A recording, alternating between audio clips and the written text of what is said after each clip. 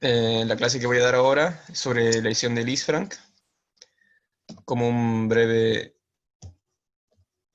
como una breve reseña. Esta es una representación gráfica de la batalla de Leipzig en 1813, en el contexto de las guerras napoleónicas, en la que el doctor Lisfranc servía como cirujano, como parte del ejército de Napoleón. Él notó que en muchos de los jinetes que sufrían un accidente por caída de su caballo, bueno, un accidente no, que sufrían la caída de su caballo, en los que el pie terminaba atrapado en el estribo, sufrían fuerzas cisallantes. En el caso de eso, sufrían lesiones vasculares en las que el pie sufría una necrosis hacia distal. Entonces, él 2 años después publica su trabajo en el que describe la amputación a este nivel y tiempo después la lesión en esta región es nombrada con su apellido. Como un breve recuerdo anatómico, breve y rápido, recordemos que esta región está conformada por 9 huesos, los 5 metatarsianos, 3 cuñas y el cuboides, cuya estabilidad depende de estructuras estáticas tanto como dinámicas. La misma conformación de la estructura ósea, como vemos acá, el segundo meta encastrado en una especie de mortaja conformada por las 3 cuñas y el primero y tercer meta, le dan mucha estabilidad, ¿no?, estructural a esta región, así como la conformación en una especie de arco romano cuya piedra angular sería el segundo meta. La conformación de estos huesos hace que las desviaciones hacia plantar, que es donde se dirigen las fuerzas, estén limitadas por su misma forma, como vemos, una forma de cuña. Asimismo, las estructuras dinámicas, como los ligamentos, tienen diferentes conformaciones, como vemos acá.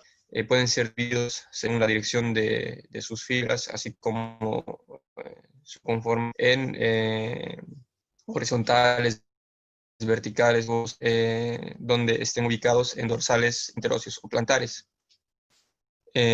Como vemos acá, en diferentes niveles óseos, ligamentosos también. Esta es una representación de los ligamentos en sus diferentes niveles, a nivel dorsal, interóseo y plantar. Como podemos notar, el más constante es el que va de la base del segundo meta a la cubial, por lo que es considerado el más importante en la articulación y el que más estabilidad le da a esta articulación, ¿no? Así también como el que va de la primera a la segunda cuña. Este trabajo, por ejemplo, en el checan varios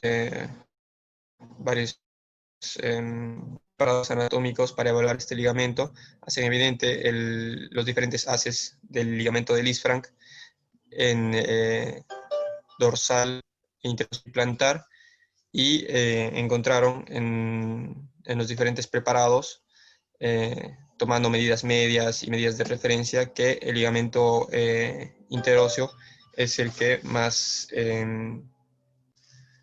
resistencia tiene y también el que más amplitud tiene. Caso contrario, el ligamento dorsal es el más débil y más corto, por lo que en el caso de una lesión a este nivel, siempre se empezaría por el ligamento débil, el ligamento dorsal, y por último, si las fuerzas eh, grandes, el ligamento. Un poco de generalidades sobre esta lesión. Representa un 0.2% de todas las fracturas. Un 20% es subdiagnosticado o tardíamente diagnosticado, por lo que este número, este porcentaje podría ser aún mayor. Algunos dicen que es incluso hasta el 40%, hasta un 4% más en varones. De un 12 a un 26% pueden ser abiertas, ya que están relacionados con traumas de alta energía. 2/3 de ellos incluso, y 1/3 de ellos de baja energía. La mayoría de ellos repartidos en 3 causas: accidentes en vía pública, caídas de altura o traumas deportivos que son bastante comunes también. El mecanismo podría dividirse en dos, en un mecanismo directo o indirecto. El mecanismo directo más relacionado con trauma de alta energía, también con lesiones asociadas en partes blandas como un síndrome compartimental. Síndrome compartimental, como dijimos, lesión de tejidos blandos, lesiones neurovasculares, y un 2% de ellos relacionados con luxaciones, especialmente hacia plantar. El mecanismo indirecto, relacionados con traumas de baja energía, principalmente el mecanismo de una flexión plantar sobre la que lleva una carga axial que lesionaría esta región, y un 98% relacionado con luxaciones dorsales. Como vemos, el mecanismo típico descrito ya por el doctor Lisfranc, una caída del caballo en el que el pie queda atorado en el estribo, lo que provoca fuerzas cisellantes en el medio pie, ¿no? Teniendo fijo el antepié y realizando una fuerza de angulación y rotación en el retropié. Respecto a la clasificación, hay muchos tipos de clasificaciones publicadas, pocas de ellas relacionadas con el tratamiento y pronóstico. En 1909, Keno y Kuss describieron esta clasificación en tres, y son como lateral, aisladas y divergentes. La de Myerson en el 86, que todavía es la más usada y mencionada en muchos de los trabajos, la clasifica en tres diferentes tipos, según su incongruencia. Tipo A en incongruental, tipo B en parcial y tipo C en divergente, muy parecido al anterior, cada uno con sus subtipos. Nunley y Bertulio en el 2002 también observaron que en las clasificaciones anteriores no se tomaba en cuenta las lesiones de baja energía, por lo que establecieron una clasificación para este tipo de lesiones, dividiéndolos en 3 grados o 3 estadios. Grado 1, que se trataría de una lesión facial en el ligamento, o sea, un esguince, no evidente en la imagenología básica, la radiografía o la tomografía, solo evidente con la resonancia o la gammagrafía. Este tipo de lesión es la más estable de todas. La de grado 2, que tiene que ver con una ruptura del ligamento, con una diástasis 2 a 5 milímetros, y la tipo 3 con una ruptura total del complejo ligamentario, ¿no? Con una diástasis mayor a 5 milímetros. Y también relacionado con una pérdida del arco plantar, siendo evidente en la radiografía lateral. Como vemos acá, el borde inferior de la primera cuña se aproxima mucho al borde inferior del quinto meta. Es un parámetro radiológico para la sospecha y también el seguimiento de esta lesión. Esto lo vamos a ver más adelante. El diagnóstico está principalmente basado en la sospecha. Ante un paciente que llega a la guardia con un mecanismo de trauma sugerente, el dolor en esta zona y también impotencia funcional, como dificultad para la marcha o imposibilidad de ponerse en punta de pie, debemos empezar a evaluar, a estudiar a este paciente ya en dirección a ese tipo de lesión, ¿no? Principalmente con la palpación en esta región, si es que el paciente lo permite.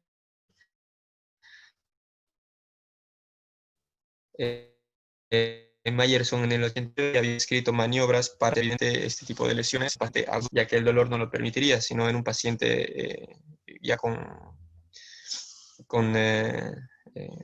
días o semanas después de la lesión, una vez bajada la inflamación, realizando una rotación, una pronación y una abducción, que también este tipo de maniobra se repite para la radiografía con estrés que vamos a ver más adelante.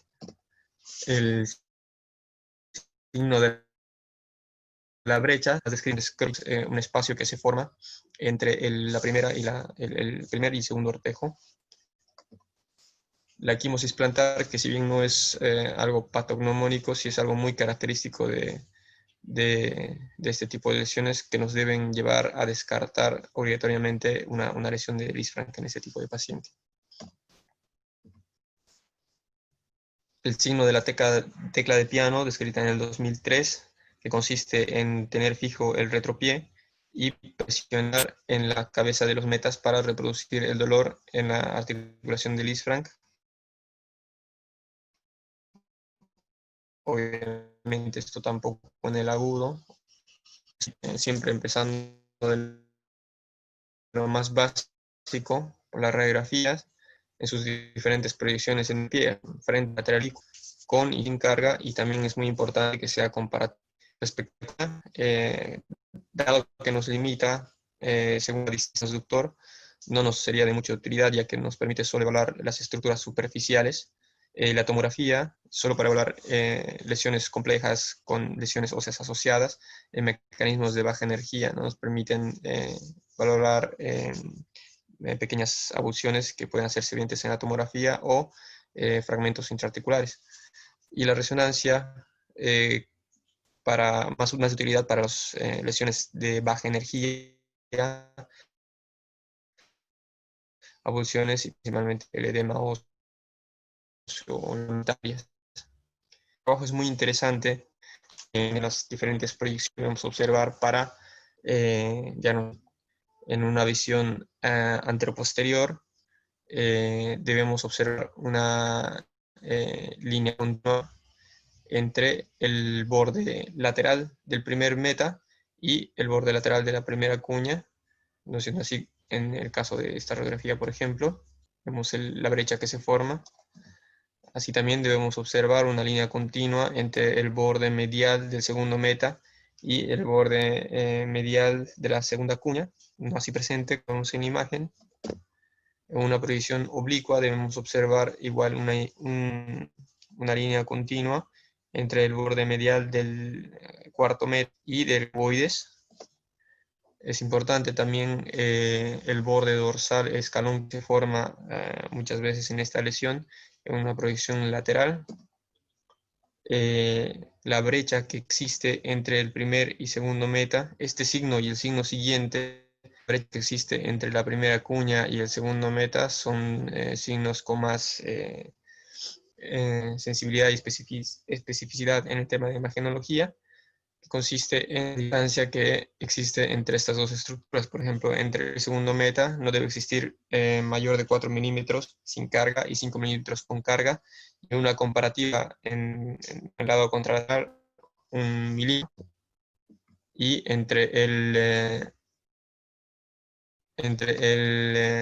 la primera cuña y el segundo meta no debe existir más de 3 milímetros sin carga, 5 milímetros con carga y 1 milímetro comparativo con el lado contralateral. También signos indirectos de lesión, como el signo de la hojuela, que está dado principalmente por la abulsión del ligamento, y su homólogo, también llamado signo de la mecha, la primera cuña, ¿no? Como vemos en la imagen. El equipo de pierna, tobillo, pie también brinda su propia clasificación para este tipo de lesión y lo divide en dos, en ocultas y evidentes, cada uno con su subdivisión. Ocultas se divide en estables e inestables. Las inestables solo son evidentes se hacen evidentes con el estrés, y las lesiones evidentes, valoradas por tomografía, divididas en simples y comminutas. Cada uno de ellos supone a que afecten medial entre el primer meta y la primera cuña, la columna central entre segundo y tercer meta y segunda y tercer cuñas, y la columna lateral cuarto y quinto meta con el cuboides. Como habíamos mencionado en un principio, esta maniobra es muy importante ya que la mayoría de las lesiones son de baja energía hoy en día. La radiografía con estrés, dado que estas lesiones son las que más son pasadas por alto. La radiografía con estrés realizando una fijación del retropié y ejerciendo fuerzas de pronación y abducción en el antepié, haciendo evidentes la lesión. El tratamiento, respecto al tratamiento, el equipo pierna, tobillo, pie brinda una especie de algoritmo basado en su clasificación, recomendando un tratamiento incruento u ortopédico para las lesiones tipo 1A, una reducción y fijación percutánea para las lesiones tipo 1B, es decir, las lesiones solo evidentes con estrés. Para las tipo 2A recomienda una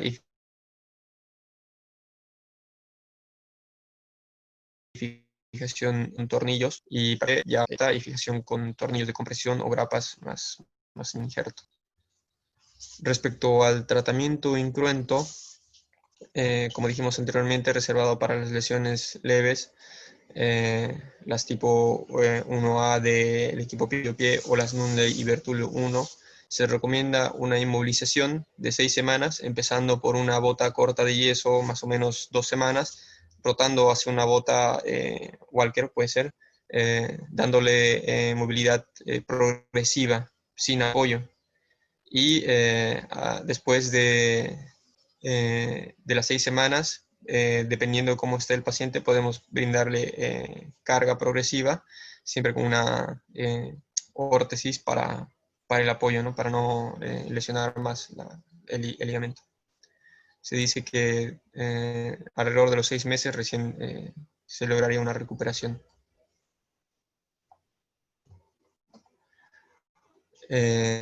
Respecto al tratamiento quirúrgico, en las lesiones en las que exista luxación siempre se va a iniciar por la reducción y después de esto ya depende de las posibilidades del cirujano respecto al material que tenga.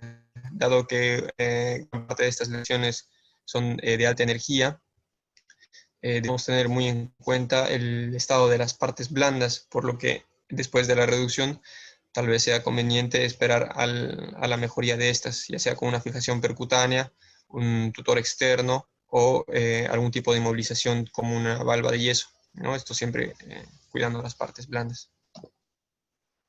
Respecto al tratamiento quirúrgico, existe un poco de controversia sobre esto.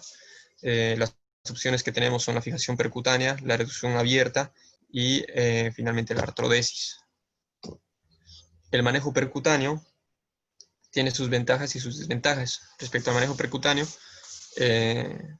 las principales ventajas serían las siguientes: un menor daño a los tejidos blandos, el tiempo quirúrgico es mucho menor, la estancia hospitalaria del paciente también es mucho menor, permite una movilización precoz y la herida quirúrgica y por tanto la lesión a las partes blandas es menos agresiva.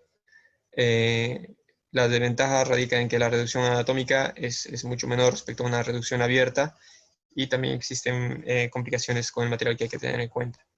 El manejo percutáneo es dado principalmente en pacientes con desplazamiento mínimo, huesos inmaduros, cuando exista lesión de partes blandas a considerar y lesiones de baja energía en atletas. Este trabajo describe el manejo percutáneo en un paciente y la posición es común en una reducción abierta o un manejo percutáneo. Como vemos en las imágenes, es un paciente en decúbito supino con un realce en la cadera como lateral para mantener el pie neutro. Nos debe permitir las diferentes proyecciones radiográficas en quirófano. Lo que es común también para las reducciones abiertas o cerradas, de una pin de reducción que fija la base del segundo meta a la primera cuña, fijándolo después con clavijas. Después se realizan pequeños cortes para no lastimar la piel y se fijan los metas a su respectiva cuña según la inestabilidad que presente el paciente, para después progresar los tornillos. Se recomienda el uso de tornillos que se relaciona más con el daño a la superficie articular, principalmente al cartílago. Lo que es común también en la mayoría de los procedimientos, ya sea abiertos o cerrados, es el uso de un tornillo en esta dirección, emulando el ligamento de Lisfranc, desde la primera cuña a la base del segundo meta. Y la disposición de los siguientes tornillos ya depende de la técnica del cirujano o de su experiencia, ¿no? Generalmente, es como vemos en la imagen, los tornillos de la base del primer meta, de segundo y tercero, con su cuña correspondiente, incluso pudiendo agregar un tornillo desde la primera cuña hacia la segunda cuña. Respecto a la reducción abierta y fijación interna, podemos hacerlo con diferentes materiales, solo con tornillos, como vimos anteriormente, usando placas o material dinámico. Para esto existen diversos abordajes escritos abordajes dorsales separados. Los más usados son estos, un abordaje entre el primer y segundo meta, y otro paralelo entre el cuarto y quinto meta, teniendo siempre cuidado de las estructuras nobles, como la arteria pedia dorsal, como vemos acá, y el nervio peroneo profundo, pudiendo agregar un pequeño abordaje medial también para introducción del tornillo que vimos anteriormente. Un abordaje dorsal amplio nos permitiría acceder a la región medial y lateral del pie, pero no se recomienda mucho porque el daño que sufren las partes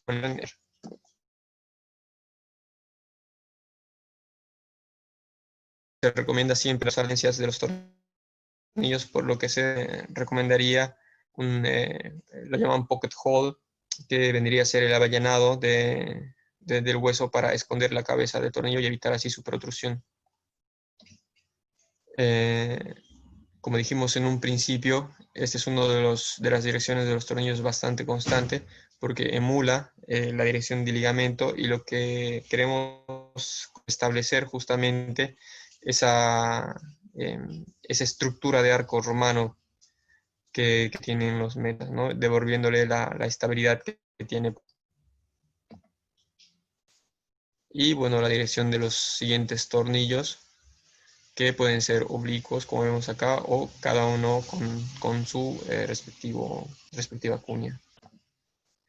La fijación del quinto metatarsiano está discutida, ya que muchos no la recomiendan por la rigidez que conlleva, y si es que se usa, lo recomendable es retirar las 6 semanas para darle movilidad precoz al pie. Un ejemplo de cada uno: la fijación con clavijas, tornillos y placas. Las placas dorsales, también bastante usadas. Se dice que son más benignas que los tornillos, ya que no afectan a la superficie articular,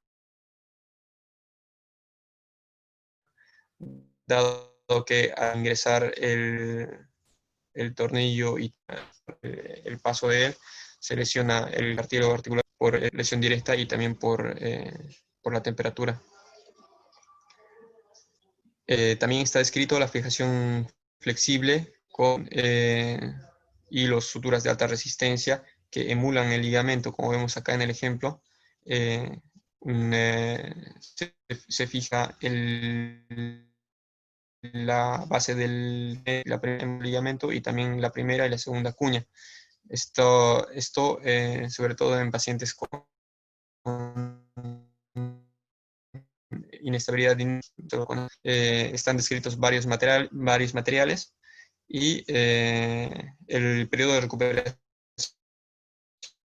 es similar a la articular y no requiere un retiro, dado que esta estructura emula por mucho, en diferencia a los anteriores, al ligamento, dado que permite un mínimo movimiento o desplazamiento entre las estructuras que fija.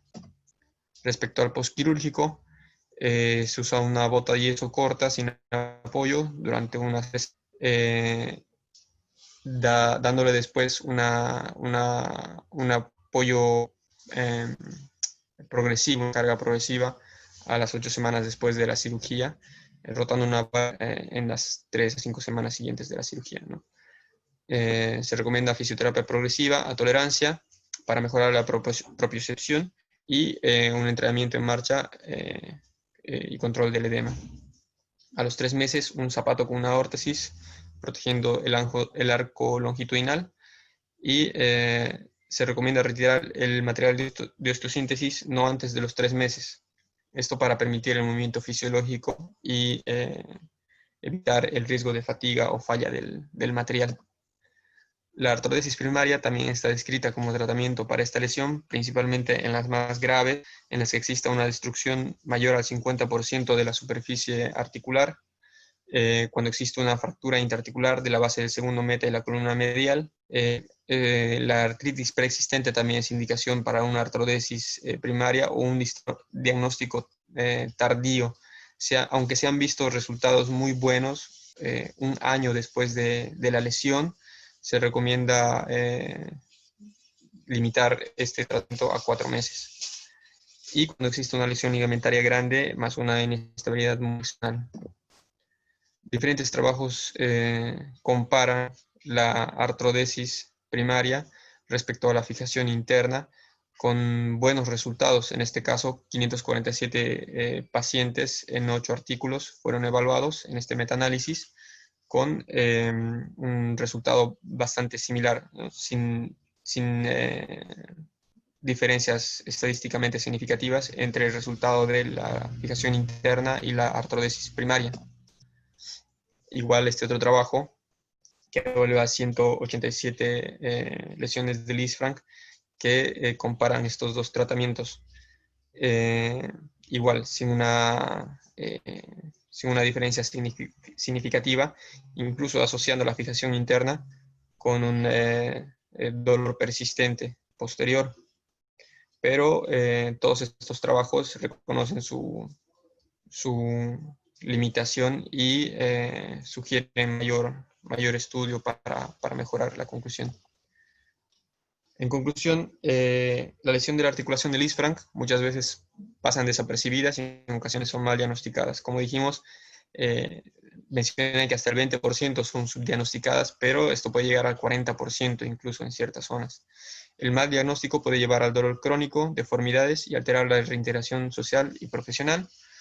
La mayoría de la evidencia respalda la fijación de las lesiones que muestran signos de inestabilidad. Las lesiones de Lisfranc pueden terminar la carrera deportiva y o llevar hasta un año a volver al nivel anterior de competencia, esto en atletas.